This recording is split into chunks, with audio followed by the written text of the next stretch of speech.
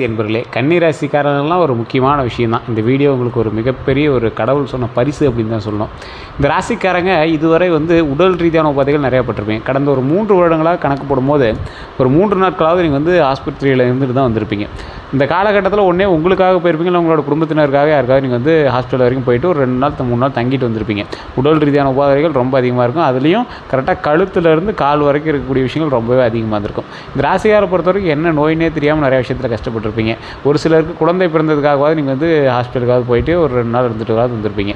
So இந்த ராசிக்காரர்களுக்கு கடந்த சில மாதங்கள் வருடங்கள்னு கூட சொல்லலாம், எப்படா ஒரு சந்தோஷமான ரிலாக்ஸேஷன் கிடைக்கும் அப்படிங்கிற மாதிரி நீங்கள் வெயிட் பண்ணியிருந்த ராசி. இந்த ராசி அதிக துன்பங்களை அனுபவித்த ராசி, அதிக துரோகங்களை அனுபவித்த ராசி. கன்னிராசியை பொறுத்தவரைக்கும் நண்பர்களால் பல சிக்கல்கள் இருந்திருக்கும். நண்பர்களுக்கு துரோகம் பண்ணிய சில விஷயங்கள் நிறையாவே இருந்திருக்கும். நண்பர்களால் துரோகம் அனுபவித்த முக்கியமான சில ராசிகளில் கன்னிராசி ஒன்று அப்படின்னு சொல்லலாம். கன்னிராசியை பொறுத்த வரைக்கும் கன்னிராசிக்காரன் ஒருத்தனுக்கு உதவணும்னு நினச்சிட்டானா யார் தடுத்தாலும் அவன் உதவாமல் இருக்க மாட்டான். நண்பனாக இருக்குன்னு நினச்சிட்டானா அவனை மாதிரி நண்பனாக வேறு எவனுமே இருக்க மாட்டான். இந்த ராசிக்காரில் பொறுத்த வரைக்கும் ஒரு உன்னதமான ஒரு பிறவி அப்படின்னு சொல்லுவாங்க. இந்த ராசி கன்னிராசியினுடைய அதிபதி புதன் பகவான். கன்னிராசியில் இருக்கிறவங்க மிகுந்த அறிவாற்றல் கொண்டவர்களாக இருப்பாங்க. ஒழுக்கத்தை விரும்பக்கூடியவர்களாக இருப்பாங்க. திட்டமிட்டு செயல்படுபவர்களாக இருப்பாங்க. எந்த வேலையையும் முழுமையாக செய்ய முயற்சிப்பவர்களாக இருப்பாங்க. சுத்தம் மற்றும் நேர்த்தியை விரும்பக்கூடிய நபர்கள். பொறுப்புணர்வு அதிகமாக இருக்கக்கூடிய நபர்கள். கணக்கு, நிர்வாகம், ஆராய்ச்சி போன்ற துறைகளில் திறமை பெற்றவங்களாக இருப்பாங்க. நிறையா பேரோட மைண்ட் செட் என்ன தெரியுமா? கன்னிராசிக்காரனா அவன் ஒரு ப்ளே பாய், கன்னிராசியில் இருக்கிறவன் ஜாலியாக இருப்பான், கன்னிராசியில் இருக்கிறவன் சிரிச்சுக்கிட்டே இருப்பான் அப்படிம்பாங்க.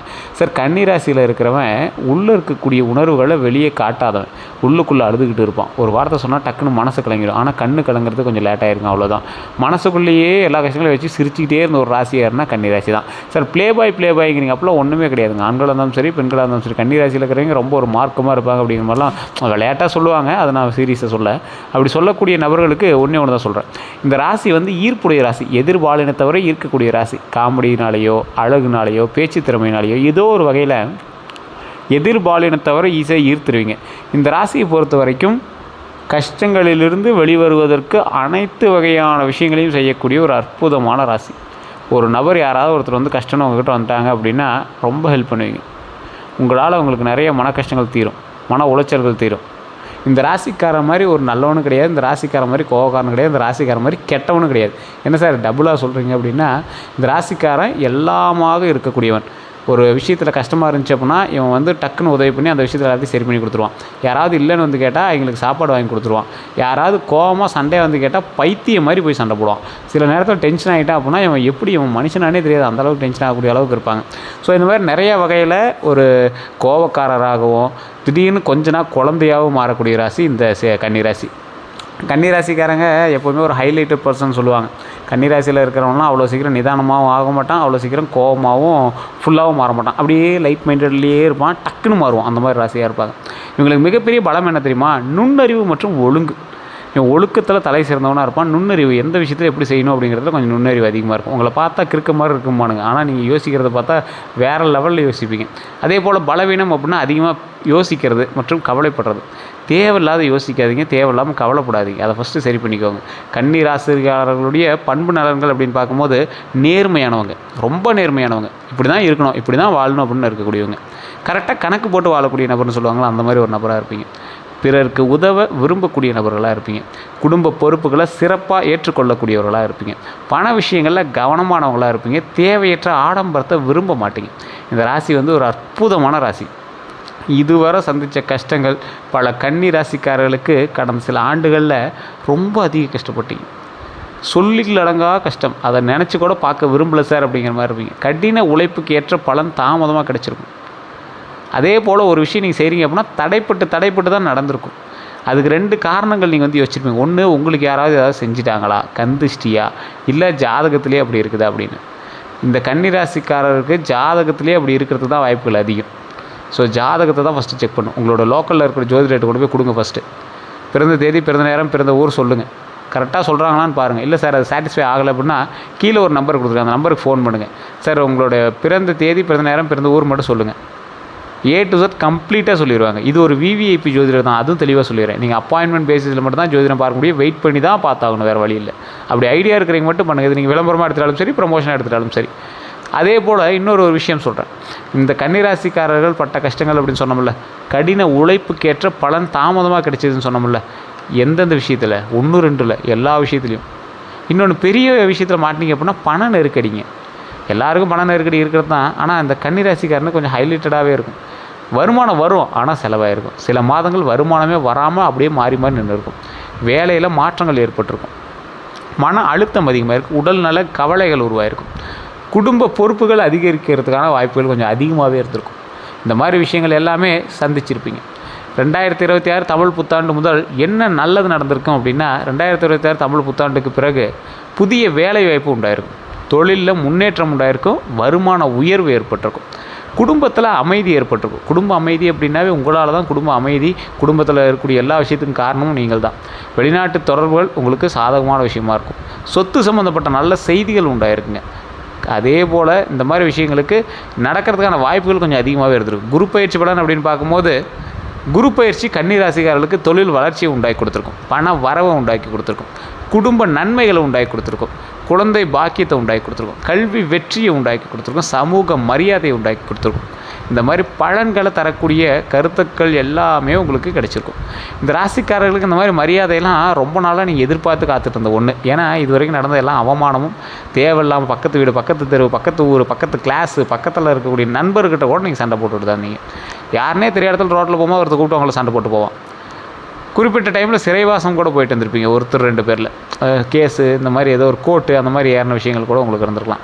அப்படி இல்லை அப்படின்னா திருந்துவதற்காக ஹாஸ்பிட்டல் இந்த மாதிரி சில விஷயங்களில் கொண்டு போய் உங்களை வந்து அடைச்சிருப்பாங்க. ட்ரக்ஸு இந்த மாதிரி ஏதாவது நீங்கள் எடுத்துக்கிறதுனால அதிலேருந்து வெளியே வரத்துக்காக உங்களை வந்து ஒரு நல்ல இதில் சேர்த்தி உங்களை வந்து சரி பண்ணுறதுக்காக வந்து உங்களை சேர்த்திருப்பாங்க.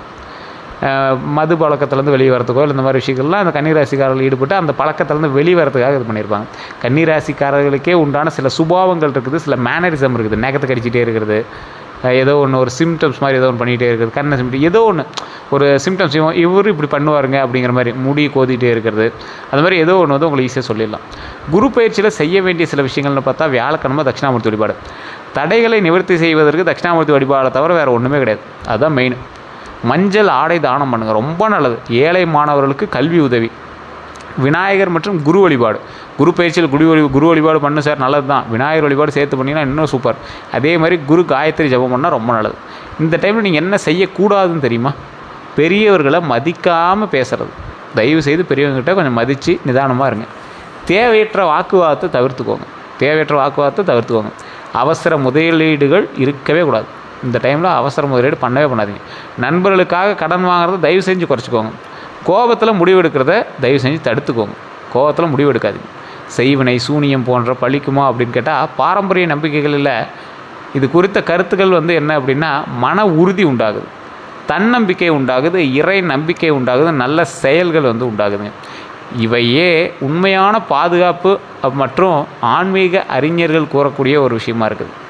இந்த ராசிக்காரங்களுக்கு இந்த மாதிரி செய்வினை சூனியம் இது எல்லாமே நடந்திருக்கு அப்படின்னா உங்களுக்கு ஒரு வகையான சிம்டம்ஸ் தெரிய ஆரம்பிச்சிருக்கு. என்ன சிம்டம்ஸ்? தலை சுற்றுறது, தேவையில்லாமல் பதட்டம், ஏதாவது ஒரு விஷயத்தில் டென்ஷன் ஆகிறது, நல்லா போய்ட்டு இருக்கிற விஷயத்தில் ஏதோ தடை போட்டிருக்கோம். இந்த மாதிரி தடைகளாக இருக்குது அப்படின்னா ஒரு டைம் செக் பண்ணிக்கோங்க.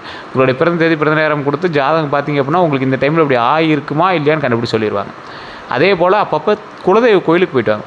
திருமண பலன்கள் பார்க்கும்போது திருமண வயதில் உள்ளவங்களுக்கு நல்ல வரன் அமையறதுக்கான வாய்ப்புகள் உண்டுங்க.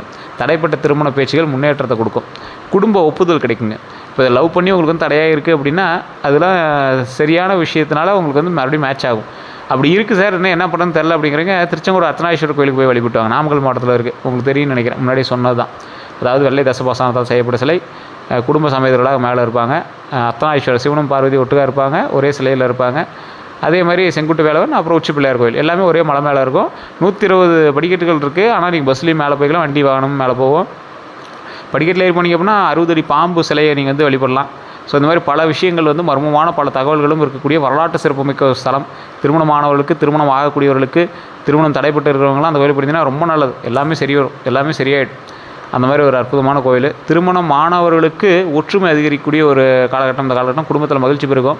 ஸோ இந்த கோயிலுக்கு போயிட்டீங்க அப்படின்னா அது இன்னும் இரட்டிப்பு மடங்கு நல்லது நடக்குங்க. அதேமாதிரி குழந்தை பாக்கியத்தை பொறுத்த வரைக்கும் குழந்தை வரம் வேண்டி காத்திருந்தவங்களுக்கு நம்பிக்கை தரக்கூடிய ஒரு காலகட்டம். குழந்தைகளோட கல்வி மற்றும் வளர்ச்சியில் முன்னேற்றம் தரக்கூடிய ஒரு காலகட்டம். குடும்ப மகிழ்ச்சி அதிகரிக்கக்கூடிய ஒரு காலகட்டம். இந்த காலகட்டத்தில் தயவுசெய்து முருகர் வழிபாடு பண்ணுங்கள். அதுக்கு முன்னாடி தாயான அங்காள பரமேஸ்வரி அம்மன் மேல்மலையனூர் அங்காள பரமேஸ்வரி கோயிலுக்கு போயிட்டாங்க. திருவண்ணாமலை போயிட்டு அங்கே மேல்மலையனூர் அங்காள பரமேஸ்வரி கோயிலுக்கு போயிட்டு பழனியில் திரு ஆவினங்குடி அப்படிங்கிற கோயில் கீழே இருக்கும். அந்த கோயிலுக்கு போய் வழிபட்டு மேலே பழனியில் இருக்கக்கூடிய கோயில் என்னது பாலதண்டாயுதபாணி சுவாமி கோயில், பழனி முருகர் வழிபட்டு இருந்தீங்கன்னா ரொம்ப நல்லது. இதெல்லாம் தனித்தனியாக கூட நீங்கள் வழிபடலாம். இல்லை ஒட்டுக்கா ஒரே நாளில் போய்ட்டு வரனாலும் நீங்கள் போய்ட்டு வரது ரொம்ப நல்லது தான். வண்டி வாகன யோகம் உண்டு. வண்டி வாகனத்தினால பல வருமானமும் உண்டு. அப்படின்னா என்னது, புதிய இருசக்கர வாகனம் வாங்கலாம், எலக்ட்ரிக் ஸ்கூட்டராவது வாங்கலாம், இல்லை ஏதோ ஒரு செகண்ட் ஹேண்ட் ஸ்கூட்டியாவது வாங்குவீங்க, இல்லை செகண்ட் ஹேண்ட் வண்டியாவது வாங்குவீங்க. கார் வாங்குறது வாய்ப்பு இருக்குது யோகம் இருக்கிறவங்களுக்கு. அந்த யோகம் இப்போ நான் சொல்கிறது ஒட்டுக்காக சொல்கிறேன். ஏன்னா அதில் 12 கோடி பேர் 13 கோடி பேர் மேலே இருப்பான். ஸோ அதனால் நான் என்ன சொல்கிறேன் அப்படின்னா, தனிப்படையான ஜோதிடம் பார்த்திங்க அப்படின்னா தான் அதை வந்து கால்குலேட் பண்ண முடியும். அதே போல் தொழிலுக்காக வாகனம் வாங்குறதுக்கான வாய்ப்புகள் உண்டு. லாரியோ கமர்ஷியல் வெஹிக்கிளோ இல்லை வண்டி வாகனங்கள் ஏதாவது தொழிலுக்காக நீங்கள் வாங்குறதுக்கான வாய்ப்புகள் ரொம்ப அதிகமாக இருக்குது. அதே போல் தொழில் மற்றும் பண வரவு வந்து அதிகரிக்கிறதுக்கான வாய்ப்புகள் உண்டுங்க.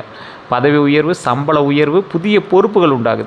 இது எல்லாமே நீங்கள் ஸ்டெப் எடுக்கணும். கம்பெனிக்காக நீங்கள் எந்தளவுக்கு உழைக்கிறீங்களோ அப்போ தான் கம்பெனி உங்களுக்காக உழைக்கும். வியாபாரிகளுக்கு புதிய வாடிக்கையாளர்களை பார்க்க லாபம் அதிகரிக்கிறதுக்கான வாய்ப்புகள் உண்டு. தொழிலில் விரிவாக்கம் உண்டுங்க. இது எல்லாமே நடக்கக்கூடிய ஒரு அற்புதமான காலகட்டமாக இந்த காலகட்டம் இருக்குது. இந்த கன்னிராசிக்காரங்க அடுத்த 12 நாள் எப்படி இருக்குன்னு நான் சொல்கிறேன். அதை ஃபஸ்ட்டு நோட் பண்ணிக்காங்க. புதிய தகவல்கள் கிடைக்குதுங்க.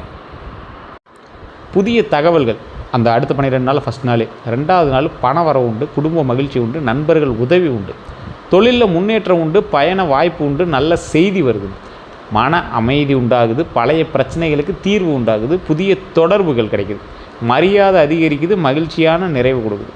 ஸோ இந்த காலகட்டம் உங்களுக்கு பாசிட்டிவாக தான் இருக்குது. இருந்தாலும் நீங்கள் எச்சரிக்கையாகவும் இருக்க வேண்டிய ஒரு காலகட்டமாக இருக்குது. யாருக்கிட்ட சார் எச்சரிக்கையாக இருக்கணும்? பொறாமை கொண்ட உறவினர்கள்ட்ட. எப்படி சார் அவன் பொறாமை கொண்டான்னு இருக்கணும்? நீங்கள் செய்யும் போது உங்களுக்கே அந்த தெரிய ஆரம்பிச்சிடும். இவன் வந்து என்ன ஒரு டவுட் இருக்குது அப்படின்னா, டவுட் இருக்கிற ஆளுகிட்ட கொஞ்சம் ஒதுங்கிருங்க, அவ்வளோதான். உங்கள் வெற்றியை விரும்பாதவங்கக்கிட்ட கொஞ்சம் ஒதுங்கிருங்க, எச்சரிக்கையாக இருங்க. யார் சார் விரும்பாதவங்க? உங்களுக்கே தெரிய ஆரம்பிக்கும். அந்த டைமில் உங்களுக்கு தோண ஆரம்பிக்கும், இவனா அப்படின்ற டவுட் இருந்துச்சுன்னா நீங்கள் விலகி இருந்துவோம். அவன் சண்டைக்கு போகணும்னு அவசியம் இல்லை, விலகி இருந்துவோம். பணம் வாங்கிட்டு திரும்பி தராதவங்ககிட்ட ரொம்ப எச்சரிக்கையாக இருங்க. அதிகமாக புகழ்கிறவங்ககிட்ட ரொம்ப ரொம்ப ரொம்ப எச்சரிக்கையாக இருங்க.